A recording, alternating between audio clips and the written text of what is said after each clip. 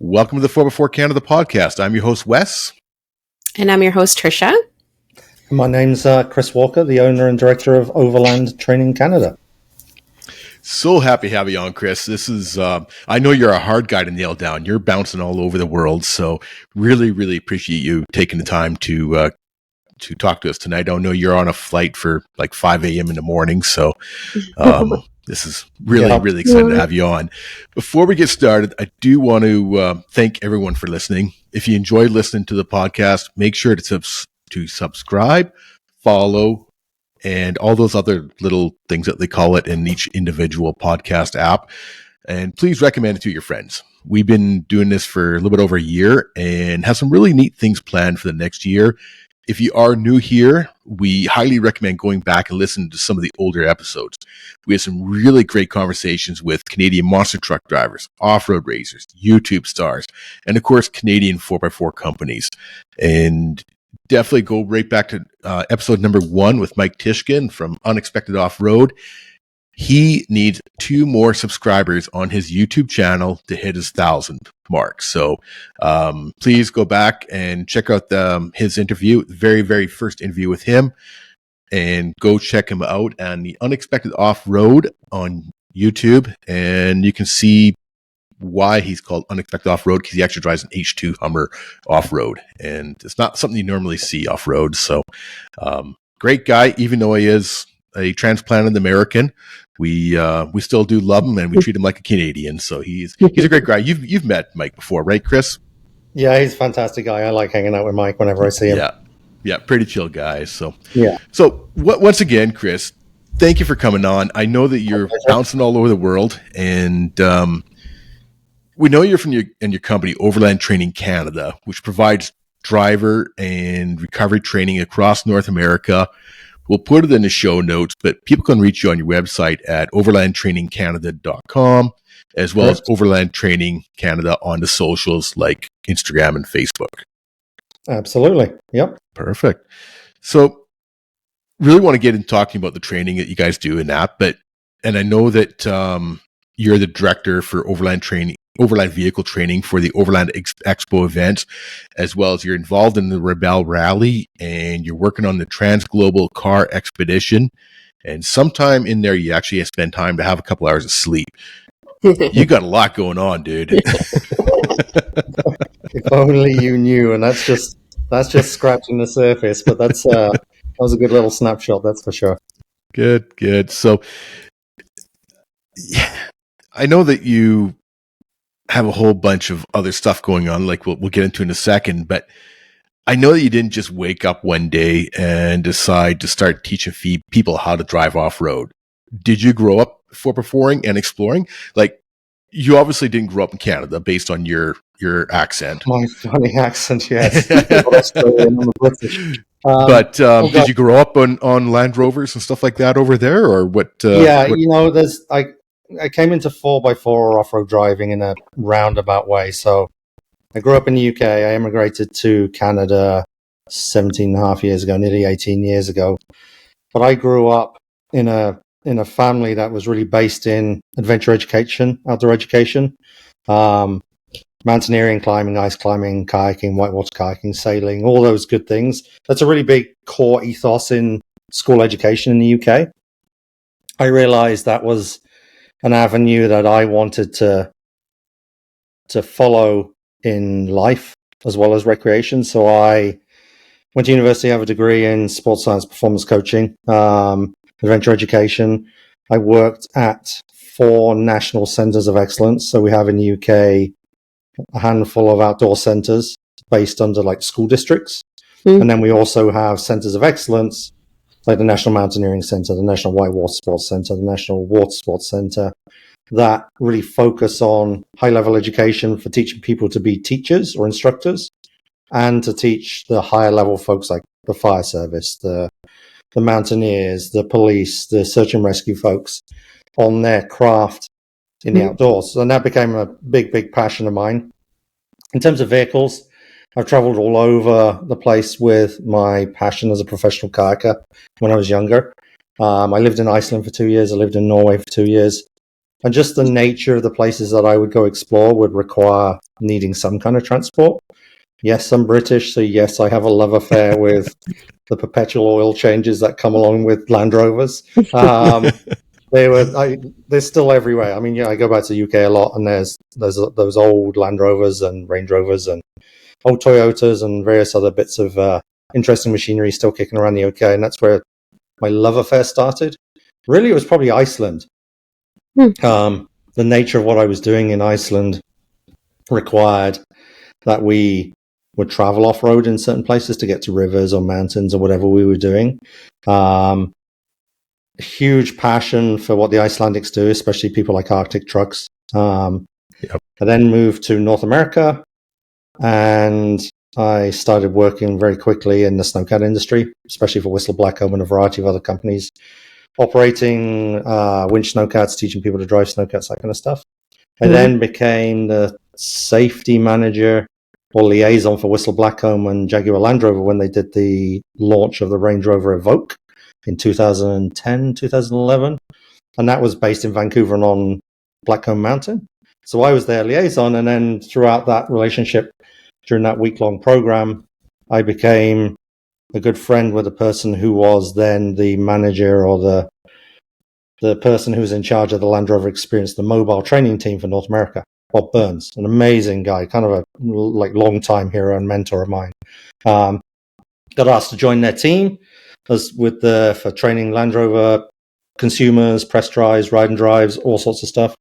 And I saw this niche alongside with that no one was really providing education in off-highway travel, so Jeeps, Land Rovers, pickup trucks, heavy-duty trucks, snowmobiles, snowcats, that kind of stuff. There's little bits and pieces with snowmobiles and ATVs in North America, but very little. And I come from a background of education where all of that stuff is really prevalent. So I saw the niche. And as you say, here we are. The rest is history. Yeah. So that's quite the education. I mean, going through all those steps, and going back to that a little bit, and I don't know if it really relates to now or to earlier in your life, or if it's more into currently, but off air, you mentioned being a member of the Royal Geologic Society and the Royal Canadian Geographic Society. What are those organizations, and were you part of them earlier in your life as well? No, so it's the Royal Canadian Geographic Society and the Royal Geographic Society. One's based in the UK, one's based in Canada. They're a professional organization that supports education and funding and expeditions and travel in the field of geography. Now, to become a fellow of those organizations, you need to be nominated. I was nominated by a handful of people to become a fellow of each organization. And it's a great, great, great privilege. I mean, it's a lifelong dream to be a fellow of the Royal Geographic Society. I mean, it's one of the most synonymous and most iconic professional organizations based out of the UK. I mean, their halls are hallowed with people that have been to Everest first, been around the globe, sailed across the seas, but with a big emphasis on geography. Because of my background in education, especially outdoor education, which is based a lot around using geography to understand geology, to understand the weather, to understand conditions, social and economic geographical factors, and the way that we look to travel. That's really part of the reason why I got nominated. And yeah, it's a huge honor. Yeah, I was going to say that's like a lifetime achievement thing, this idea, right? So absolutely, yeah, exactly. Amazing. And then there was a nomination with the Explorers Club, which is another similar professional organization based out of the US and New York. There, again, the people that walk those society or club buildings are, oh my gosh, staggering in name. Chris Bonington, Tenzing and Norgay, all those kind of high level, world famous explorers.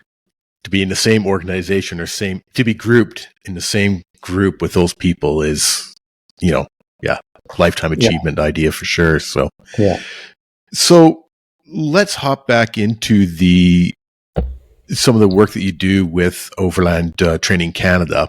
Mm-hmm. You're not just a training company for helping people with driving techniques and recovery. You do that. And that you do hold courses for people, and we'll get into that in a bit of a second. But you've also got your hands, as we mentioned earlier, you've also got your hands into the Overland Expo series. You've got your hands in the Rebelle Rally. You're bouncing all over the place. I mean, you were at the Overland North event in Ontario this summer, and that's where Trisha met you, along with your cohort Richard there. And so you're kind of into a little bit of everything, it seems. So let's first talk about the Overland Expo. We all know what the Overland Expo is, and it's probably the largest series of overland events in North America. Very well known, very, very tons and tons of people. And from my understanding, you're the overland vehicle training director, I guess, for all other events. What does that mean, and what does that entail? Okay, so I ended up at Overland Expo many years ago at one of their old locations through Land Rover on an event that they were hosting during the Overland Expo back in the day. I immediately became enthralled with what that event was. And then I ended up, where did I go from there? I ended up with another company based out of the US who were at the time running the training for Overland Expo. So I spent many years with them teaching on their team, doing a variety of other bits of teaching. Then their relationship finished, just normal business practice, just things move on, things evolve, different opportunities. Amazing friends of mine, great instructors. But then the opportunity arose where they moved on from their relationship with Overland Expo. And within 12 hours, I get a phone call from Overland Expo being told that I should take this job of director of training for Overland Expo without much choice. And you're going to do it and you're going to like it. You know, I knew what I was getting into, but the phone call was a little bit of a surprise. I had a little inclination that things were changing just because of my great relationship with the people that were previously running the training. But I got cornered, and the rest is history. So now I run the vehicle-based training for Overland Expo at their events, where we take pass holders, consumers, visitors to Overland Expo through a large handful of training opportunities at the event. In 22-23, we had 18 instructors on my team, with 200 to 300 people passing through the education at most of the events there. And it's anything from basic vehicle maintenance to understanding your vehicle, to understanding systems, to right the way through to more complex driving, more complex field repairs, to simple to complex vehicle recovery. It's all consumer based and it's all recreation based. That's the focus on it. Yeah. And I haven't been to one of the bigger Overland Expo events in the States, but I have been to other Overland style events in BC and Alberta and that. And I know at those they held little seminars. So whether it be, how to use a winch properly, or they have the obstacle course and, the Rebelle Rally, she had her mapping courses and stuff like that. Is that sort of the same idea that you guys do at the Overland Expo, but just in a different scale? Yeah, very much so. I mean, when Jonathan and Roseanne started Overland Expo back in the day, it started off very similar to BC Overland Rally or Northwest Overland Rally. And those two rallies as well are kind of the originals of this whole industry, along with Overland Expo. I mean, Ray and Mario for BC and Northwest are two of the father figures in the whole industry, alongside Jonathan and Roseanne and a handful of other folks. And the Overland Expo, I think it's probably partly fueled by US consumerism. I think there's just a bigger market. So it quickly fueled itself into being a much bigger event. I mean, you look at Overland Expo West these days, you're into the high 20,000s, nearly 30,000 visitors to that show. It's a very, very different style of show. I think Overland Expo is fantastic, and it's a big consumer show, lots and lots of amazing vendors, lots of opportunities, lots of talks. But then when you take the smaller shows like the ones out in Ontario and Northwest and BC Overland Rally, that's almost like grassroots. That's where people get their time to hang out and have a beer or have a coffee and chat and look around each other's vehicles. That stuff goes on at the bigger event, but it's not as easy to be as familiar or friendly as it is at the smaller events. Yeah, I've heard from a few from my friends that gone down to the Overland West. It's a great event. It's a huge event. It's fun, but there's that it's missing something that the smaller events have sometimes, right? So yeah, and I think that's just the nature of the size of the event. I mean, Overland Expo West is just it's awe-inspiring how big it is, and it's almost overwhelming because there's so much to do. Yeah, exactly. Good thing we can edit some of this. Trisha, the Rebelle Rally is coming up in 2 weeks. I know. And he's a part of that. Do you want to ask him? That's in a week. A week, sorry. A week, yes. I'm like, no, it's October 12th.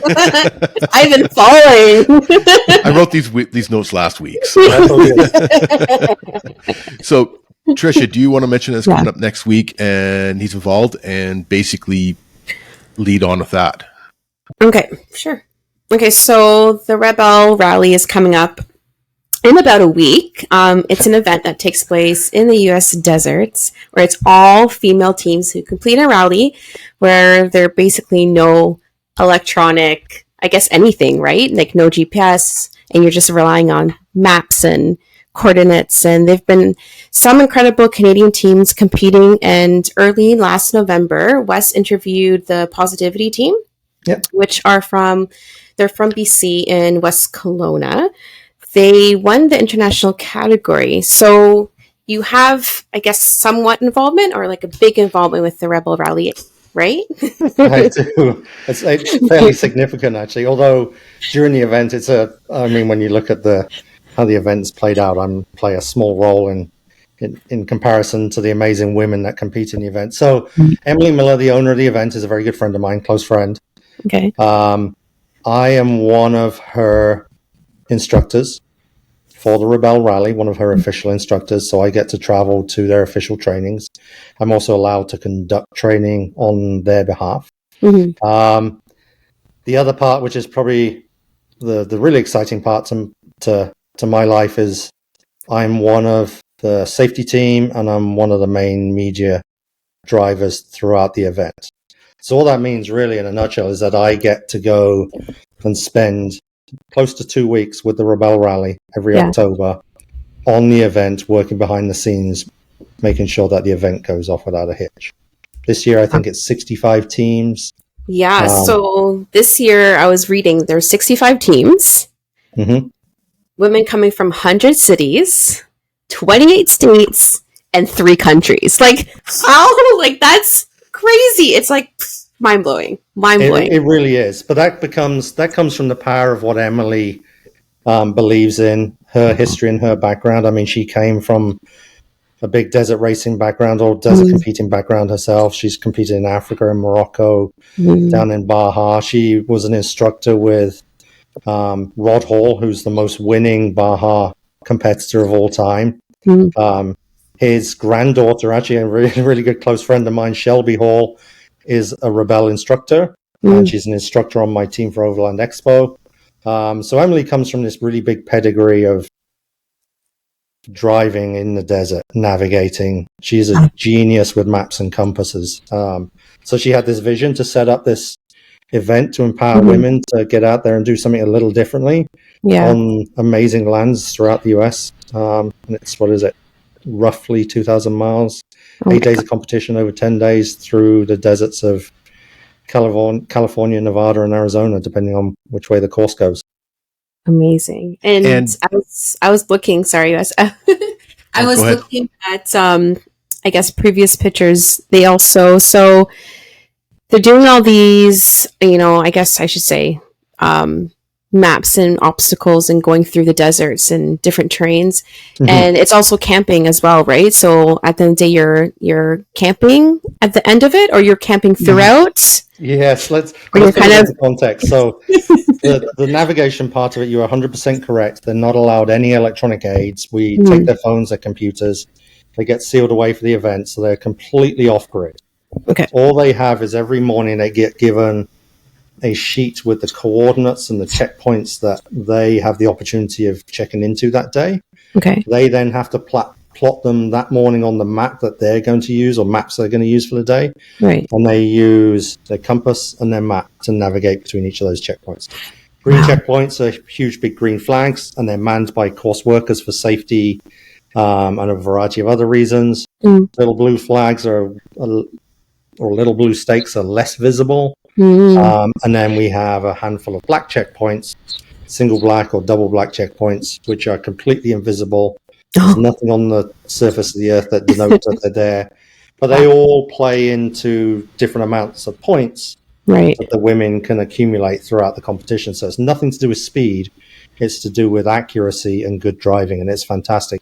In answering your question about camping, the reason why I had a little sly grin on my face is every year is a little bit differently. So we are based at several base camps throughout the competition. Those base camps are big, huge operations with remote tenting out in the middle of the desert somewhere that we bring in. We bring in infrastructure where there's water. There's a Michelin star chef, Drew Deckman, from originally a US chef, but based in Mexico. Amazing guy who makes 3 meals a day. There's media rooms. There's a handful of Starlink uplinks for all the media outlets. There's live broadcasts. There's a full mobile garage. There's full mobile fueling. There's all sorts. However, in conjunction with that, and I can't say too much because of the way the competition unfolds, is there are what we call marathon camps. Okay. And those marathon camps are interspersed between the big camps where the women will navigate throughout the day, and they may end up at a marathon camp, which is a remote camp with almost no facilities, but in a BLM campsite where there might be porta potties, that kind of stuff. Then they may end up at the base camps the night or two later, depending on how Emily's programmed the competition. So there's a bit of a mixture of both. So they need to be self-sufficient. They have to travel every day with certain safety items to ensure that they're ready for any eventuality, because it's not watered down. They're right out there in proper off-road terrain, often hundreds of kilometers from anywhere. It's the real deal. That's the real deal. And it's a variety of terrain too. I mean, there's everything from the sand dunes to rocky, obviously not rock crawling, but rocky materials to everything. So it was funny back when I did the interview with Lisa back in early November last year. The one thing she did say about the tents is you try and get 130 women or 150 women, whatever it is, plus all the staff, and everybody's trying to eat at the same time. And they're, imagine that many women trying to use the facilities and stuff like that, right? So, I mean, she said it's absolutely a wonderful job that the whole crew does, but it is quite interesting. But the one thing I do remember clear and loud, she said that at 5 a.m. every morning, the she-devil named Emily Miller comes out with is loud. Well, she didn't say she-devil. I called her a she-devil because somebody coming out with a bullhorn or whatever it was at 5 o'clock in the morning. Everybody get up. Yeah. It's a full-on big cowbell that she rattles around the campsite. Oh my God, that's hilarious. I love it. The infrastructure is amazing. I mean, the camps come in, the base camps come in a couple of days early because there's such a big infrastructure, but there's potable water. All the grey and black water is removed. Essentially, the ethos behind the whole thing is that when the base camp leaves its location, the location is cleaner than when we arrived. Yeah. And that's really important through permitting. It's really important through Tread Lightly. It's really important through the metrics of what's going on out there. It's the places Emily gets us into because of the respect through National Forest, the BLM, that kind of stuff is absolutely mind-blowing. I mean, one of the most inspiring parts for me is the renewable energy that they use. There's a company called Renewable Innovations. They come in with a couple of semi-trucks with these really unique hydrogen generators and these huge solar flowers that power the base camp throughout our time there. So there's no real carbon consumption to produce the power that's required to run the place. It's really, really clever. It's really well thought out. It's got to be mind-blowing just to walk into something like that, right? So, and sort of on topic, but a little bit off topic, you brought up the solar energy and everything that they use for this. There, over the last few years, has been a number of vehicles come in that have been electric-powered vehicles or battery-powered vehicles. and I believe there's a special class for them. And we've really starting to see some of the vehicle manufacturers come on board as supporters and sponsors in that. And absolutely. Yeah, and I think that Lisa, like, they didn't really know a heck of a lot about it. I mean, electric vehicles aren't their thing, right? But she said that, there is facilities there for them to charge overnight and that. So how do you feel, Chris? I mean, you've been in the industry for years. You've been overlanding. You've been exploring for years. What are your thoughts on the electric vehicles used for exploration and overlanding?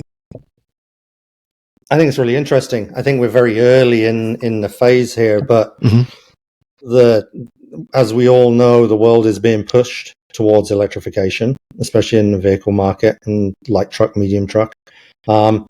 The technology that's being created out there, I think, is fantastic. I mean, you look at things like Rivian, you look at things like Tesla, there's Volkswagen, Audi, all these people who are putting serious amounts of cash into developing these EV vehicles.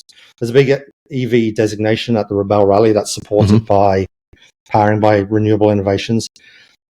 Just as a side note, they will sometimes charge on course. Emily and the team who lays out the course is very clever on range. They have a really intricate knowledge with the manufacturers on understanding range in a variety of terrain to ensure success of the competition, safety of the women.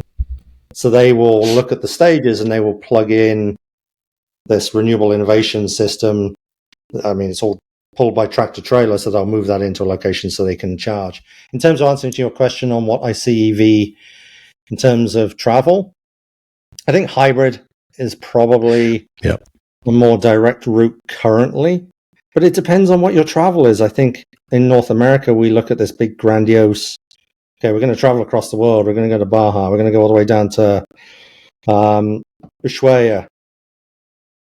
Overlanding doesn't necessarily need to be this grand statement. It could be just going out for a few hours from where you are in Kamloops and just going up into Bachelor. And I know an EV vehicle is more than capable of all of those things. In terms of the actual driving, I think EV is going to present us with some really cool, interesting technology that's going to give us even better ability to apply traction, hopefully less impact to the ground because the sensors and the way the electric motors work is a little bit more refined than some gasoline or diesel powered vehicles in the way they put the power down.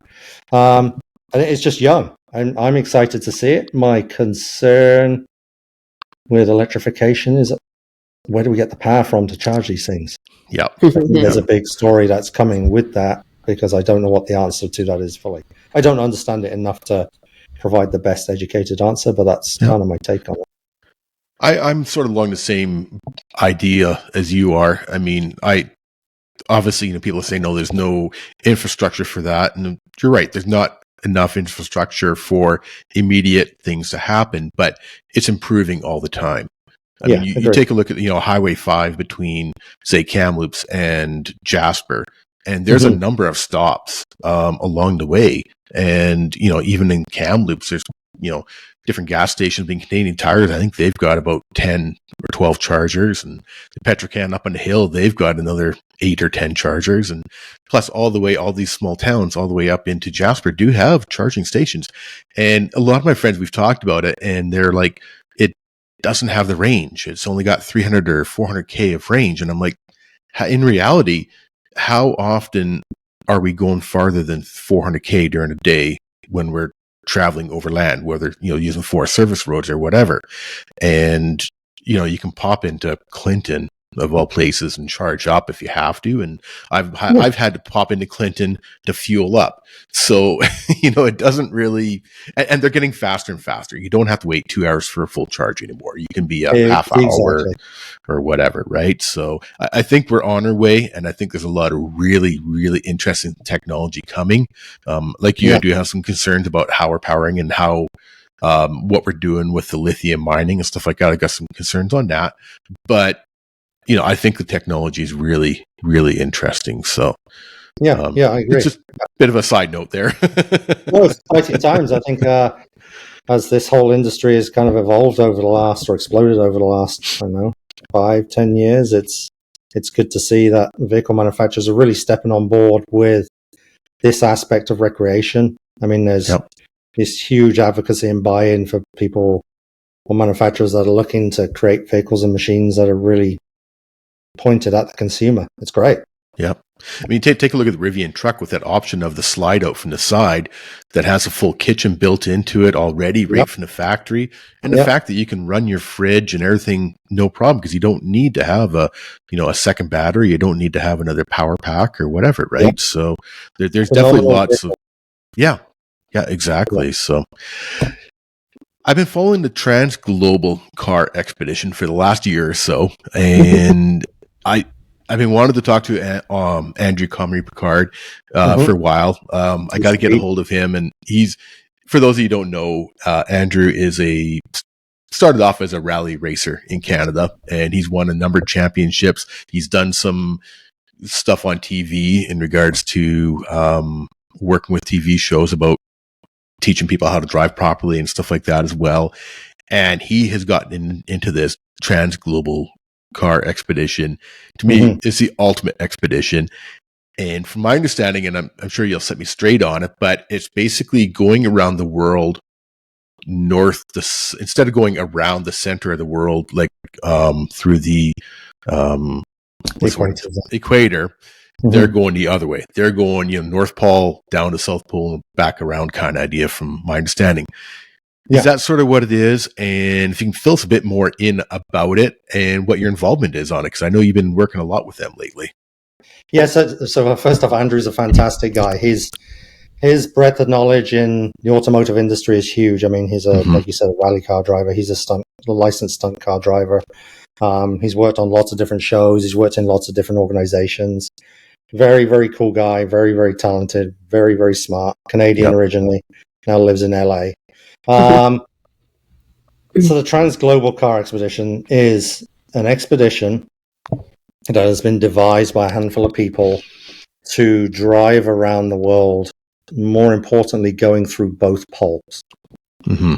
So when you look at the route that's being proposed, it's all in a little bit of flux and like finalization of certain sections. All of that route has been driven by explorers, by overlanders, by off-roaders at one point or another. But this trip is putting together a starting point going through the poles by rubber-tired vehicles through the other pole and ending up back where they started. So it starts in January at the Explorers Club in New York.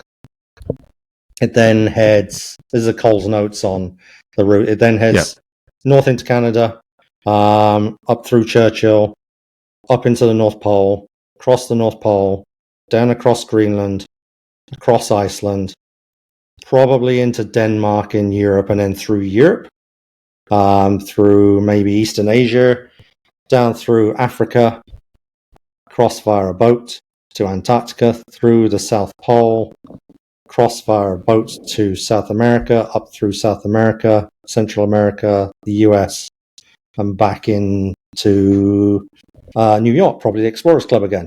Wow. So they're using three types of vehicles. They're using, and this will make a few people tilt their heads, I'm sure. They're using 2022 and 2023 Ford Expeditions for the continental sections of the route. I'll come back to the use of the Ford Expeditions because I know there's probably listeners out there wondering, why would you use that? It's for a very good reason. They then transfer in central Canada into Arctic truck, specifically built AT44 4x4 trucks or 6x6 trucks. They then travel to a point I'm not sure of, where they switch into their third type of vehicles, the Amelias, which are built by some Russian expedition people that are on this trip, where they drive across the North Pole. I think the Amelias go across Greenland, I can't remember, and then they pick up the Ford Expeditions back in Iceland. All the way through Europe to Africa, pick up the Arctic trucks, 4x4s and 6x6s in Antarctica, across Antarctica, and then back to the expeditions for the Americas. So there's three types of big vehicles. Very. God, you got a question? Do you have a question, Trisha? Because I got one too, but I'm just Ford Expedition. I don't Well, know. okay, let's put it this way. I don't know. Like, This could go down a rabbit hole, which could be quite interesting. So, I think it depends on what country you come from, on what you perceive as what you think is the right vehicle to travel.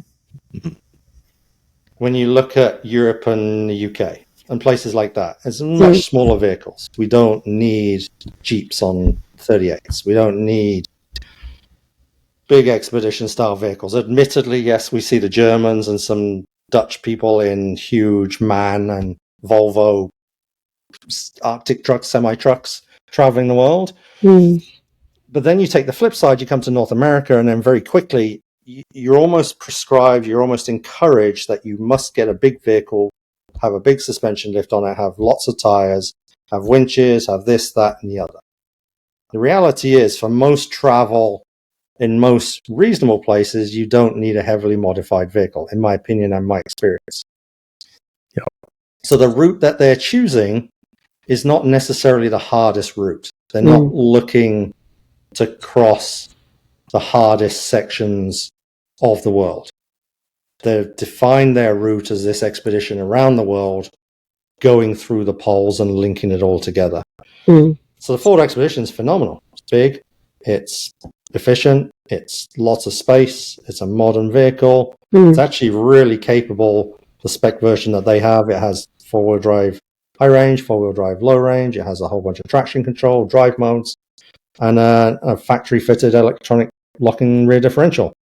They've been modified very basically by Arctic trucks to have a slightly larger set of tires and some lighting and some electrical stuff to go with them. Very simple. So their use case is it doesn't need to be this big modified vehicle. What they're looking for is they're going to travel from Iceland to the tip of South Africa. They need vehicles that are going to move quickly, efficiently, and are going to be comfortable with nice seating and AC and all that kind of stuff.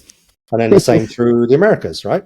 Right. So whilst we sit here tilting our heads of the choice, it's actually a really good choice. We just literally got back from 2 weeks with them doing a shakedown trip on those vehicles. And they performed flawlessly. I mean, we did 3,000 kilometers, 2,700 miles across the American Midwest, on road, off road, and they were perfect. Did exactly as they said on the tin, and there we go. So that's why they're choosing those vehicles. They then, when they get to the more challenging terrain, that's when they go into very specific vehicles that are designed. Let's talk about the very specific. So you have to look at the website to kind of get an understanding of really the two different types. Arctic trucks are synonymous. That's my passion brand. I was around them in Iceland when I lived there for 2 years. Emil and the team in Arctic Trucks Iceland are phenomenal. They're super smart people, but they're proven in their pedigree. So Arctic Trucks are the only rubber track vehicles outside the Amelias that have driven both poles multiple times by almost all of these people that are on this expedition. So they're modified for this trip, 150s and 350s, I think it is, 4x4 and 6x6 on what they call 44-inch balloon tires to give them a greater footprint so they have less chance of punching deeper into the snow. The Amelias, the reason why those vehicles are being used for the very tip of northern Canada and into the Arctic is because they needed to spec a vehicle that could float. And the Amelias float as well. So is that like a what's the word I'm trying to think? But way bigger, way better. Right. Way more okay. Yeah. But there's very few of them. I think they've only built 6 in the entirety of that fleet. Okay. Yeah.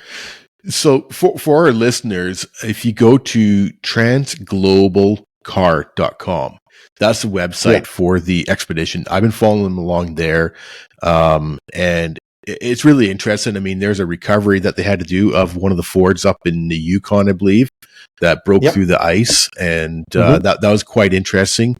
And it's a real mix of people. Like I say, there's some Russians in there, there's Canadians. It's a really neat. But these guys are all passionate and experienced as well. I mean, to put it together a team to do this, these people, everybody's got to be on the game. Everybody's got to be very, very qualified for it, right? So it's 100%. I mean, you look at that team, and it's. You look at Alex Abramov. I think he's the president of the Seven Summits organization. So he's an Everest guide. He's been to the top of Everest, multiple times. Vasily Alagan, he's the guy who designed the Amelias.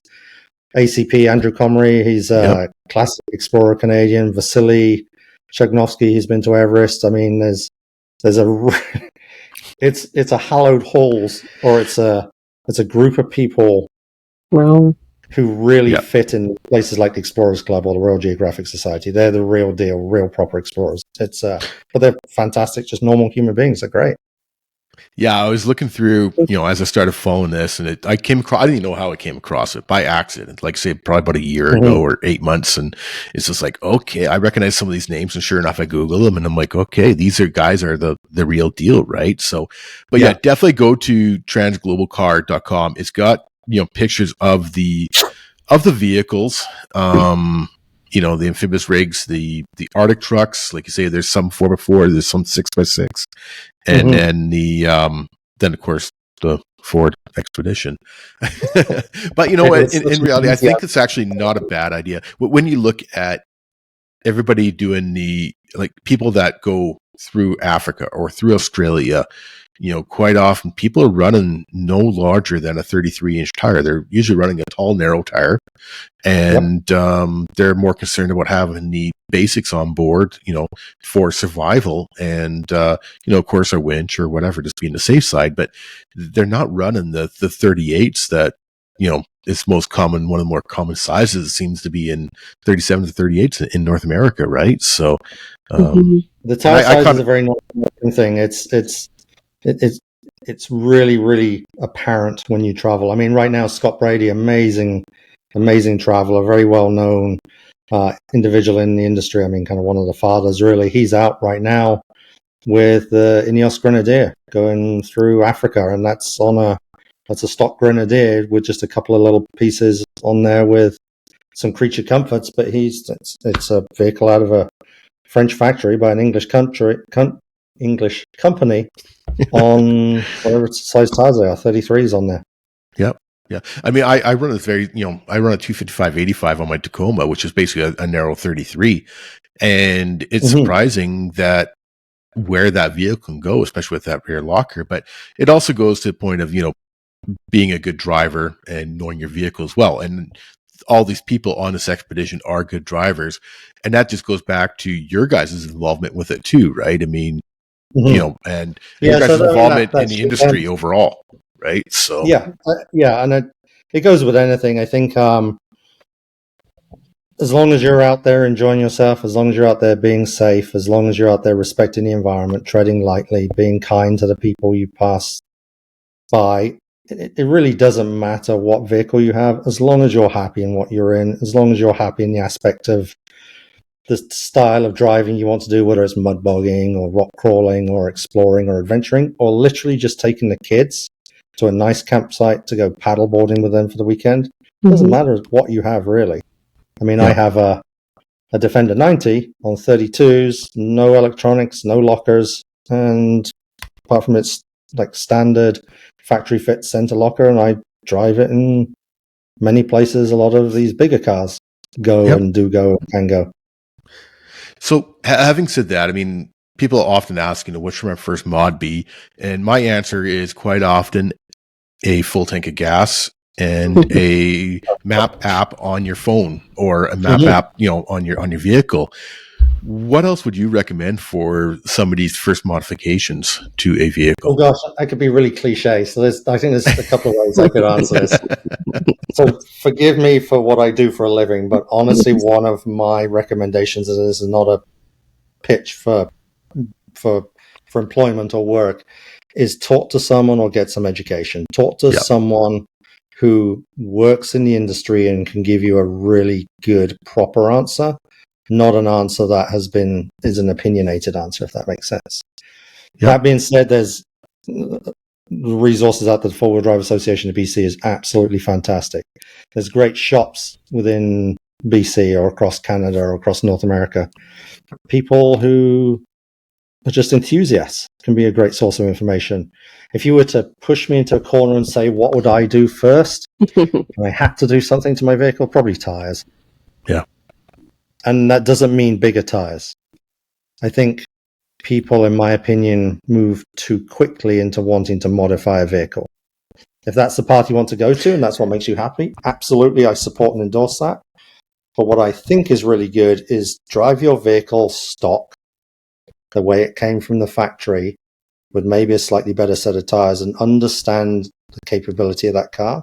Modern cars can do amazing things right out the gate before you even touch them. I mean, you look at the Ford Bronco, it comes on 35s now. You look at the Jeep Rubicon, that comes on 35s as well. You can come, the Grenadier is on 32.8s or 33s. You can drive those cars into amazing places. Honestly, if you do that, you'll be a better driver in the long run, and you will probably spend less money on fixing your vehicle because you've started with the core skills with the vehicle as it is stock, if that makes sense.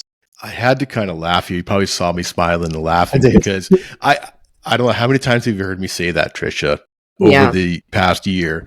I wish everybody would drive their vehicle stock for the first 6 months, learn the vehicle, learn your capabilities, and improve your capabilities and your vehicle in time. But so many people go out and they'll put 37-inch tires on a Rubicon and go for it. Which is, I mean, if they want to do that, great. But I definitely agree that going out there and learning your vehicle and your capabilities for sure is key, right? So it's just it's kind of funny because I was kind of chuckling to myself that I'm sure Trisha has heard me say this many times over the last year. So I'm glad that I have the same opinion that an expert does. So but like I said, as long as you're having fun, as long as you're being safe, as long as you're being kind to the environment, 100%. Just 100%. do what makes you happy. But I advocate for less is more to start with, or less is more overall, really. Yeah, and I agree too with both of you guys. I did that with my Jeep. I drove it stock. I wheeled it. Almost every weekend. I think the first 2 years that I had it, bone stock, and just to see okay, what am I really getting into? What is my Jeep capable of? It's my first Jeep too, so I didn't know. So I think going with our kind of off-road association here is what I did, and kind of learned from them, and kind of did all the trails with them, and I went from there. And I just see, okay, this is what I want. This is where I can go. This is what I can do, and went from there. I definitely was, I think I kind of learn from the experts too, Wes. Here's the other interesting part is that a vehicle manufacturer spends millions upon millions upon millions of dollars testing and researching and engineering their vehicles to be the most efficient, to be the safest, to do the job that they expect to do. Anytime you start modifying your vehicle, it's a tricky pathway to maintain that level of safety, that level of efficiency. Everything has an equal and opposite reaction. So it's not just a case of going to the store and buying all these parts and putting it on. You need to take a little bit of time and do some due diligence. Bigger tires, you might need to do some re-gearing, but then do you weaken the drivetrain? There's all these sacrifices and benefits and disadvantages that you make when you modify your vehicle. That's why I'm an advocate of stuff. Yeah. And a lot of people don't think about brakes, for example. Going from a tire that's, say, 31 inches tall from the factory, throwing a lift on, going to a 35 or a 37-inch tire, they don't realize what happens to the braking system when you add on that extra weight, and it's actually extra rotational weight as well, too, right? So there's just so many things that it does change, right? So speaking of that, you're talking about stock vehicles. You got your stock Land Rover, and then you got this big gold Ford. That's a monster. Nice Isn't it a Ford? It's a Dodge, isn't it? No? It is, yeah. Okay. Okay. I was going by memory. Sorry. I knew you were going to pin this on me. So I have a XL. and that's a Dodge Ram 3500 high output on 40s by AEV, American Expedition Vehicles. There's a reason I have that. The places that we travel for work and the loads that we tow sometimes requires a bigger vehicle. Yep. Does it need to be that big? No, not necessarily, but it's done by a manufacturer and an upfitter that works directly with the vehicle manufacturer, so everything's warranted and within the vehicle specs and safety specs. The reason it's bigger is that vehicle spends a lot of its time at a variety of industrial work sites where smaller vehicles are either not allowed or not encouraged due to less mass, less visibility, and what have you. So it's a vehicle that's built for a whole variety of reasons. The greatest joy I get, though, I love driving the thing. It's fantastic. It just eats miles across the US and Canada, but I get the biggest joy driving off-road is back in my little old 1996 diesel, underpad, noisy, smelly, leaky Defender. But it's kind of nice to get into a bigger vehicle and be comfortable and all that kind of stuff. So yeah, that's why that vehicle's built. Last week we interviewed KC250 from YouTube, and he's got the 840 horsepower Demonator Gladiator, and he's like, why do they do all these mods? Because I can, and it's fun to drive. That's it. Like I said, as long as you've got a smile on your face, as long as you're doing something that makes you happy, as long as you're not trashing the environment and hurting anyone else, who cares? Yeah, exactly. So, going to name drop a couple of people that I know you work with. First of all, my good friend Richard Sheridan from Freedom Recovery Gear. Richard and you have been working together.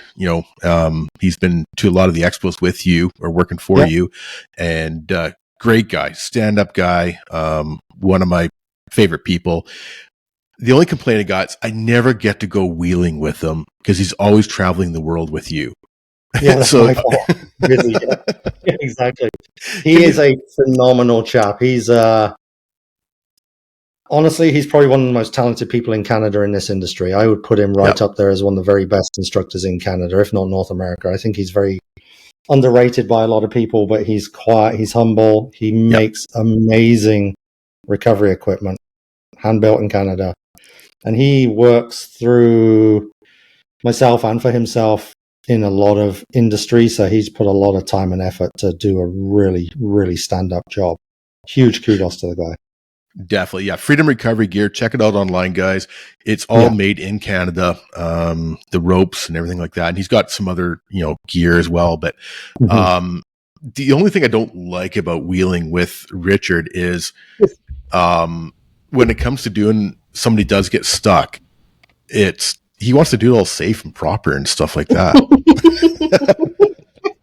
No, I could have other guys. I mean, he's told me some really neat stuff when we've been out wheeling and somebody's been stuck, and it's like, sometimes he'll just sit back and watch us talk about it. And then he'll say, well, why not do this? And it's like, we never thought about that kind of idea. Right. And, so it truly is a pleasure going out with him sometimes, 100%. And just learning from him, and not in the classroom learning kind of idea, just hanging out as friends, and him, like I say, quite often he'll just listen to us and us talk about our idea, how to do the recovery. And then he'll come up with some incredible idea that nobody even considered. So he's definitely top quality for sure. Another name I'm going to name drop is Adam Gill from Adams Off-Road in Langley, BC. We've done a few special, he's done a few courses with you guys for his customers and that. And we interviewed Adam back at the end of July, I think it was. For those folks who have not heard it, go back, listen to it. Adam's a great guy. He's a true blue, just work hard and make his customers happy. And I know you guys have done some recovery courses with him, as well as West Coast Off-Roaders. And they're in North Van, I think, right? Yeah, correct. Yeah, both really, really good friends of ours.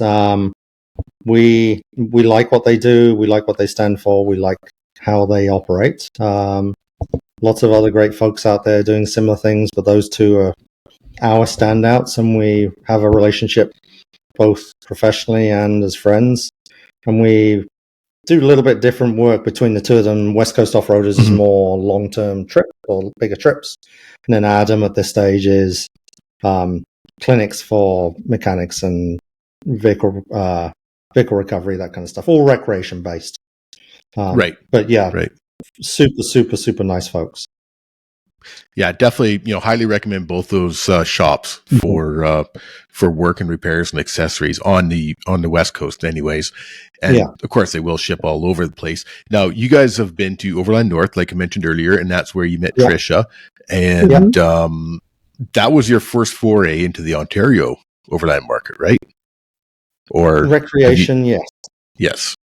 We operate across Canada industrially and have done for several years. So there's a variety of projects. Some I can't speak about out west just because of confidentiality, but we teach in a variety of places over there already, Ontario, Quebec, and a handful of other places. But in terms of recreation, Overland, Anston, that team, fantastic group of people. We will be back with them. There's lots of planning in the background that's already taken place. There's some new things, new exciting stories and opportunities coming. So I can't wait to get back out there with some of the team, or send the team out there to enjoy those opportunities. Yeah, definitely a great event. And I've caught wind of a few things that are coming up just through them and stuff like that. And 2024 is going to be a hell of a year for Overland North. That's all I can say. So, but you totally led into my next question. You guys do a lot of industrial training. What's that all about? What do you got going on with that? Well, so that's our core part of the business, really. So we deliver training from light to medium heavy duty vehicles. So the pickups through to the bigger industrial vehicles, snowmobile, snowcat, ATV, ORV, side by side, anything to do with off highway driving. Although we have a sector of the business that deals with things like winter driving or driver assessments and similar associated skills. So really, we're the leader in the industry looking at driver safety in the workplace or operator safety in the workplace. So anything to do with your vehicle, be it the use of the vehicle or the machine, the recovery of it, the driving skills, the psychology, the risk assessment, the safe operating procedures, the relationship with OSHA, WorkSafe BC, the organizations that mandate worker safety. That's the field that we sit in.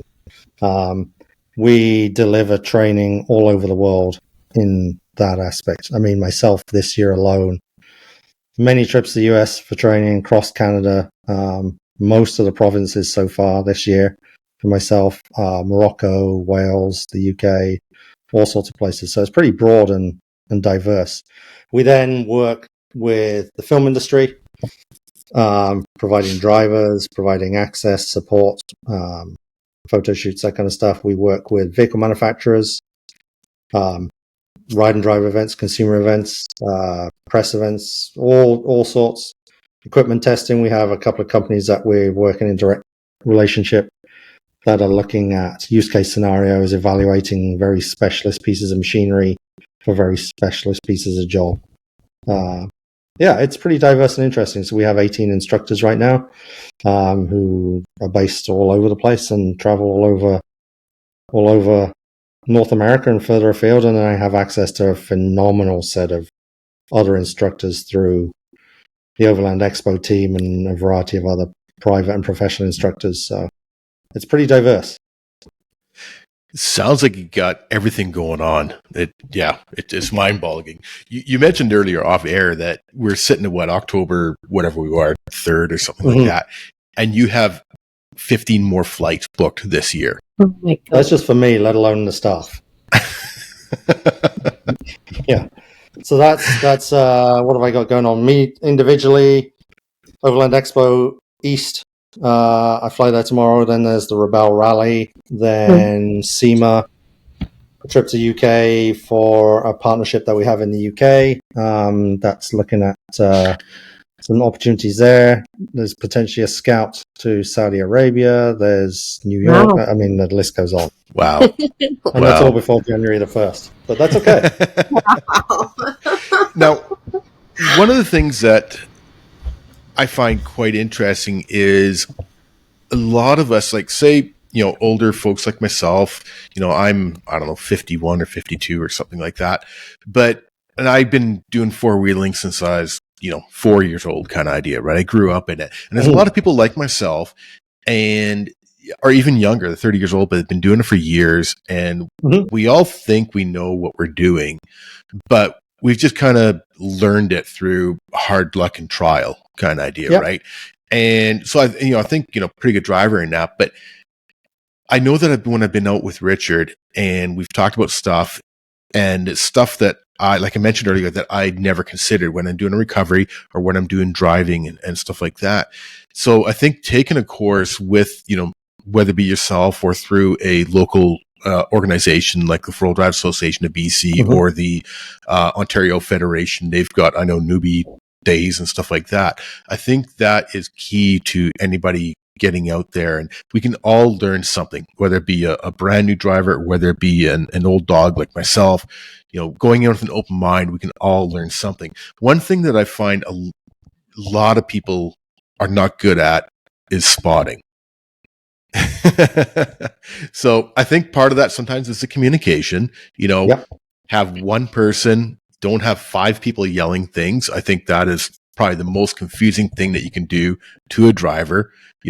Just pick one person and you deal with that one person and go from there. But what other tips can you give people in regards to the spotting world? Oh gosh, we can go down many ways, and I think you can have half the viewers agreeing and disagreeing here real quick. We base our spotting signals based from what we do in industry. We try and keep everything really simple and straightforward. Those signals that we use are really familiar in the off-road industry. We're big advocates of making sure that there's a pre-plan in advance of you needing the spotting. So it's like, hey, Trisha, we're going to negotiate this piece of terrain. Where would you like me to be? How can I help you? The relationship has to start before you need the spotting. If you start that relationship, the relationship is usually successful. If it's reactionary or yelling or shouting or not being positioned in the right place, you're not setting yourself up for success. The other part to it is, us as a training company, we have the ways that we advocate through in relationship with what we do in the workplace through regulation. But what we really want to give across in our messaging is that it doesn't need to be stuffy. It doesn't need to be rigid. It doesn't need to be rule-based. Ultimately, as long as you and your group and the individuals involved understand how you're spotting and what you're saying and what you're doing and how you're communicating, it's you and your group. That's the way it matters. It doesn't have to be the way that we define it should be. As long as you understand together, that's the most important part. Yep. There's things like, I'm not a fan of shouting driver passenger, but if that's the way you do it, sure. If that's what gets you through the trail and makes you happy and it's safe, that's great. Yep. I've said it a couple of times on this discussion. As long as you're not hurting anyone, as long as you're not damaging the environment, and as long as you're not disrupting other people, if you decide to spot one way, who cares? We have our preferred way for sure. Yeah. I think in a short answer, pre-communication, understand what you're talking about beforehand. Right. I watched a YouTube video, I don't know, probably about a month or so ago, and I'm like, I want this guy spotting for me. I don't know whose video it was. I can't remember, but he did exactly that. They went to the vehicle and said, okay, I'm going to stand over here. If you can't see me, let me know before you start. And you're going to go this way, to the driver's side. And then we're going to want to make you do a real hard right.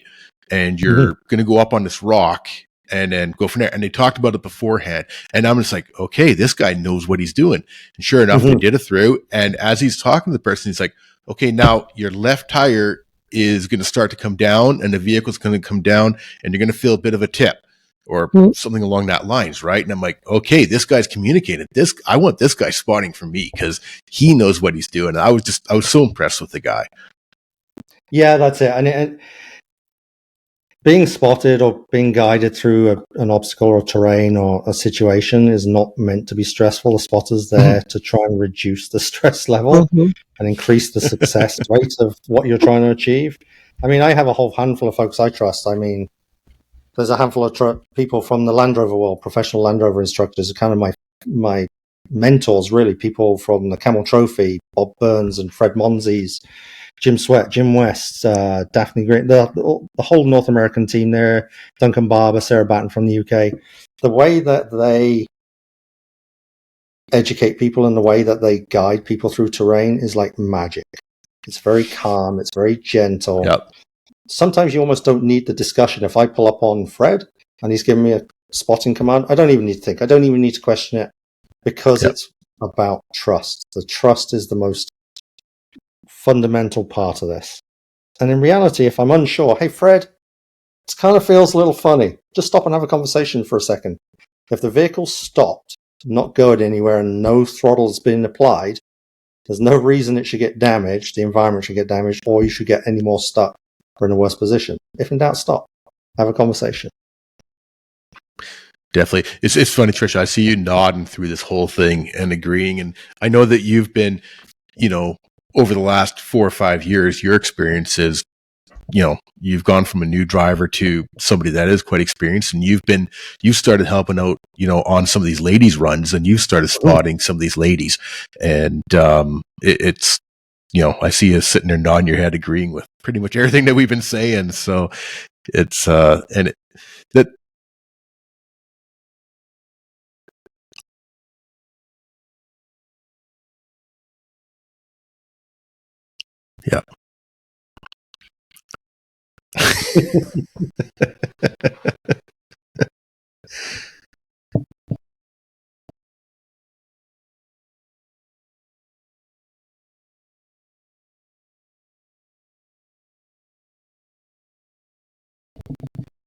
Mm-hmm.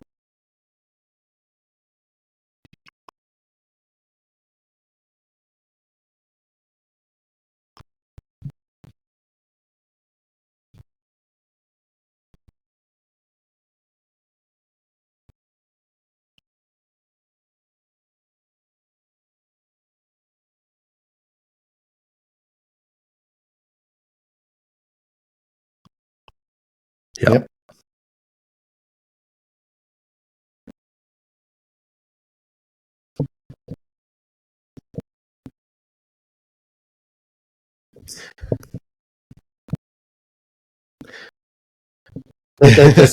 That's absolutely perfect. That's music to my ears. I love that kind of attitude and that way that you approach things. You learn so much from being outside of the vehicle, just as much from driving the vehicle. Being a passenger and getting out and watching tires change in traction levels, watching suspension work, watching line choice, even just the difference in just a tiny bit of steering can make the difference between success and failure. But you can only gain that knowledge by sometimes being in the car, sometimes being outside the car. I've learned more from watching other people and watching other vehicles than probably being in a vehicle. Yep, definitely.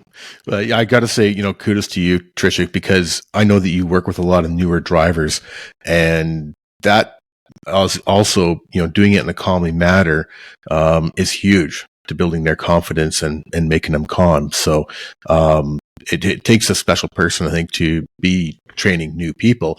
Now, having said that, what do you find, Chris? What makes a good trainer? You obviously worked with a lot of trainers over the years, and a lot of different personalities as well, too. Yeah, I'm very defined on what I look for in a trainer. I mean, it comes from my background from learning how to be an educator, learning how to teach people to be educators. Humility is one of the biggest aspects I look at. The ability to be flexible. We have some very defined pathways and some very defined strategies that we teach, but bring it back to a question or a comment that you said a short while ago, is that you can't teach an old dog new tricks. A lot of the places that we'll end up going to provide education, you may have oil workers or foresters who've been in the industry for a long time. For me, we need instructors, or we use instructors that have the ability to recognize those skills and experiences and those different attitudes and personalities. And it's just as much the ability to recognize and be respectful to that, but then guide them in a way that makes them feel empowered and respected and open to learning something new for throughout that period of that course. That's a really big skill. The other part that I look for was all of our instructors are industry experience, and that's really, really key. There's some phenomenal recreational instructors out there. I mean, the volunteers at the Four Wheel Drive Association are absolutely amazing. They put in lots of their own time to give people really great opportunities. And you have to start somewhere in your teaching background.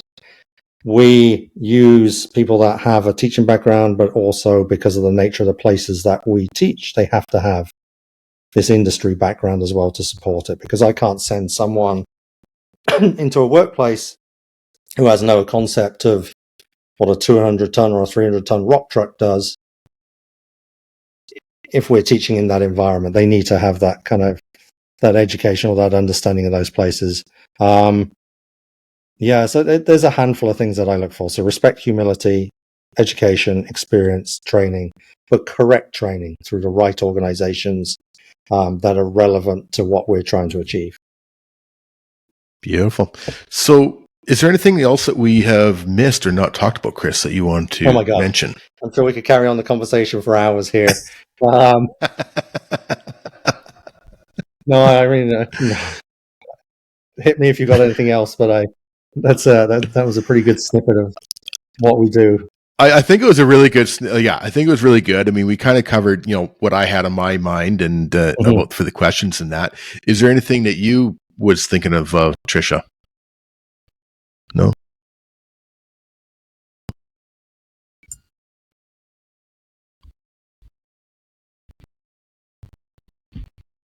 Yeah.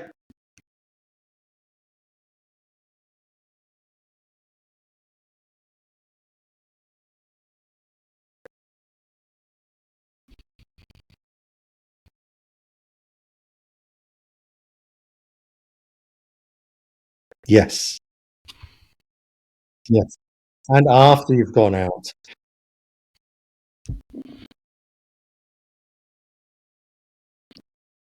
Mhm. Yeah. Yeah, good.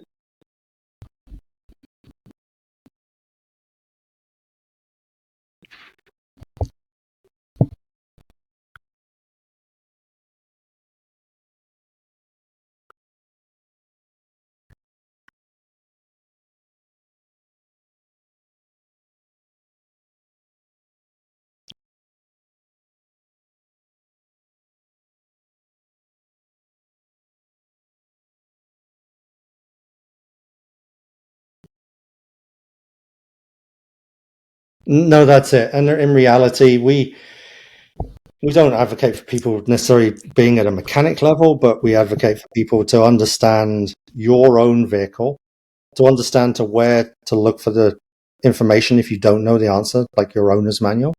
But every time you go out on the trail or every time you go out on a significant journey, 3 to 5 to 10 minutes worth of looking over your vehicle can save a whole lot of heartache or time lost down the road. I mean, modern vehicles these days are fantastic. They're reliable. They're easy to maintain. Yes, they're more complicated with some of the electronic systems, but a quick look over and inspection of your vehicle might save you that heartache down the road. I mean, one of our relationships or partnerships is with Adventure Smart, the Search and Rescue Association's kind of outreach organization that's based here in BC. So many resources on a platform like that gives you the idea of how to prepare for your journey. The bigger picture is if you can take a few minutes to look after your vehicle, hopefully that'll reduce the chance of something happening out there.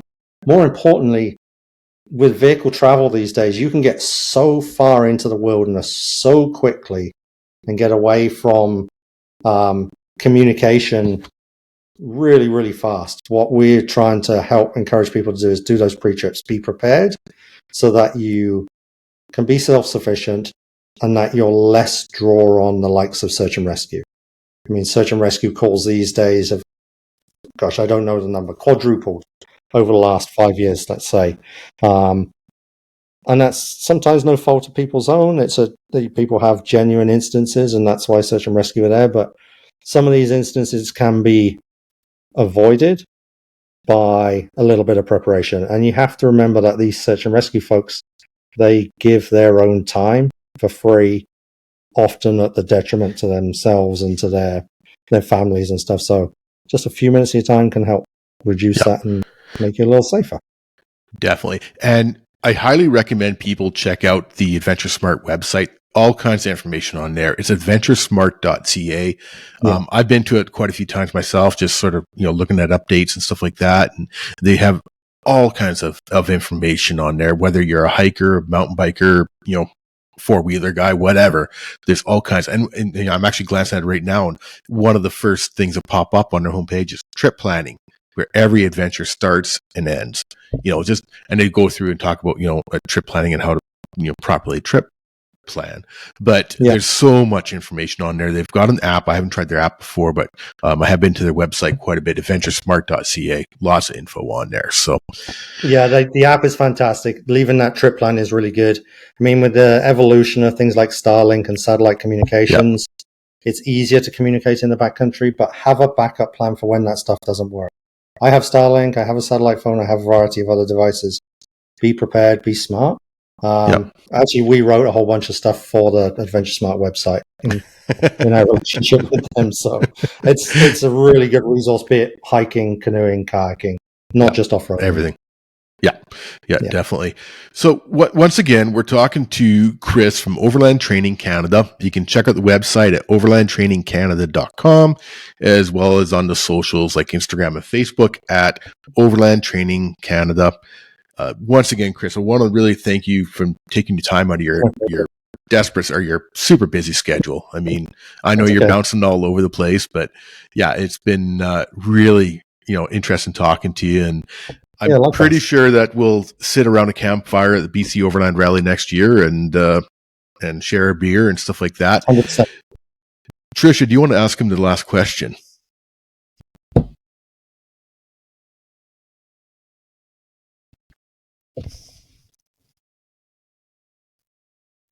Oh gosh, there's some great people out there. I've got three people. I'm going to give you them. It doesn't matter the order, but Ray Highland. You have to talk to Ray. We can hook that up for you, no problem. His stories of travel and adventures, especially with his family and his old Series 1 Land Rover recreating the London to Singapore trip, that is staggering. We did a trip up to the Arctic with him as a first. That was hilarious. Dan Grech. Ray. Yes, Dan Grech. I did meet him at the Overland Rally, and it's funny. Ray, is the organizer of him and his wife are the organizer of the BC Overland Rally, and Dan Grech was at the Overland Rally. And have you heard of Dan Grech, Trisha? Yeah, he's a good friend of mine. I've known him for many, many, many years. Yeah, the road chose me. Yes, exactly. Yeah. And then the other one is ACP, Andrew Comrie, Picard. Yeah, so. Beautiful. Though all three of those are on my list for sure, and I might have to name drop you on them. But I would love to hear those guys. I'll put you in contact, no problem. I know that's Yeah, Ray's got a really interesting story. I didn't realize that of his history of the trip to Singapore and in the first series Land Cruiser or Land Rover. Sorry, Land Cruiser. What an insult that is to the Land Rover boys, eh? Land Cruisers are amazing cars in their own right as well, though. Yes. But yeah, him and his wife traveling with the kids from England to Singapore, I believe it was, right? And, correct. I think it was a 57 Series 1 that he bought for $500. I can't remember. Ray's a very close friend of mine. He's phenomenal. And they basically did nothing. That's true overlanding. The five of them sat in that car across like half the globe. I don't want to tell too many stories because it's a story, but that's his story to tell. Yeah, it with like old leather hats and all sorts of stuff. So, he's definitely a good person to talk to, and he's got so many fun stories from all over the place. Yeah, definitely. And I mean, Dan Grech, road chose me. He's been around the world, One of the most accomplished solo travelers out there. Absolutely. Trish, I actually got a really good idea for a Christmas gift for you with his book.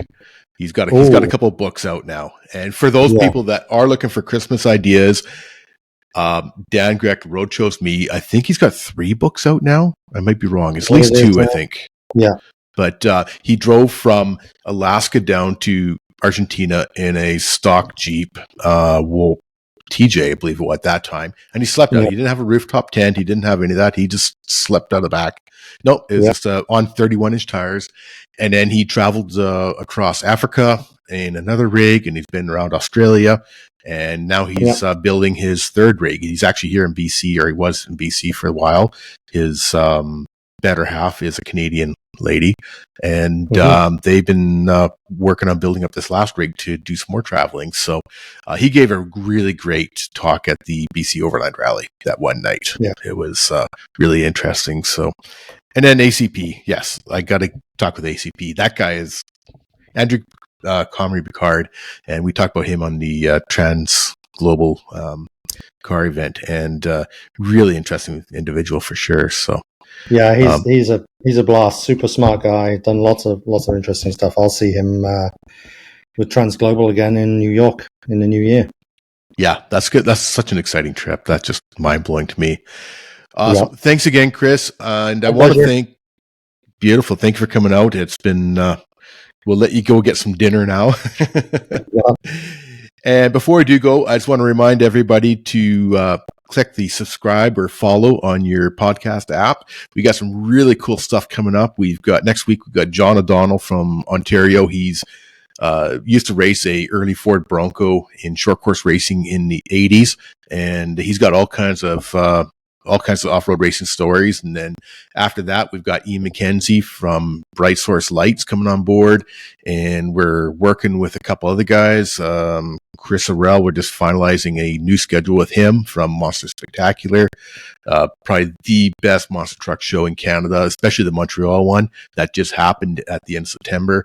The Montreal show with Monster Spectacular is awesome because it's such a huge arena, and excellent show. We got some other off-road races coming up. We got some YouTube people coming up. So click the like and subscribe and let your friends know all about it, because we got some really cool stuff coming up in the future here. So awesome, Chris. I really want to thank you for spending time with us. My pleasure. Enjoy the rest of your evening, guys. You hit. Take care, guys.